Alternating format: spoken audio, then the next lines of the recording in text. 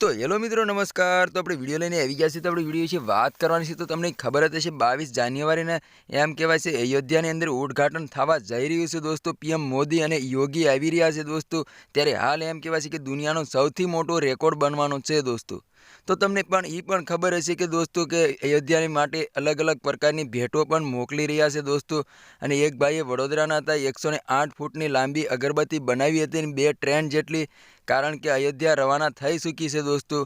અને પહોંચી હોય કે નથી પહોંચી હજી એ સમાચાર મળી રહ્યા નથી દોસ્તો. અને ઘણા લોકો ચાલીને અયોધ્યા જઈ રહ્યા છે દોસ્તો.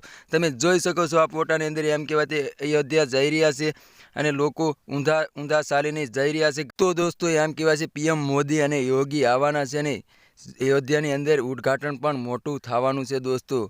તમે જોઈ શકો છો અલગ અલગ પ્રકારની ભેટો પણ મોકલી રહ્યા છે દોસ્તો. અને તમે જોયું છે દિવાલ એક છે 1500 કિલો અંદર ઘી સામે એવું મોટું દિવેલ પણ છે અને અલગ અલગ પ્રકારની ભેટો મોકલી રહ્યા છે દોસ્તો. અને ઘણા લોકો એમ કહેવાય છે કે આ ઇતિહાસ રચાઈ જવાનો છે 2024નો દોસ્તો. તમારે શું કહેવું છે કમેન્ટ કરીને જરૂર બતાવજો દોસ્તો. અને જય શ્રી રામ કમેન્ટની અંદર લખવાનું ભૂલશે નહીં દોસ્તો.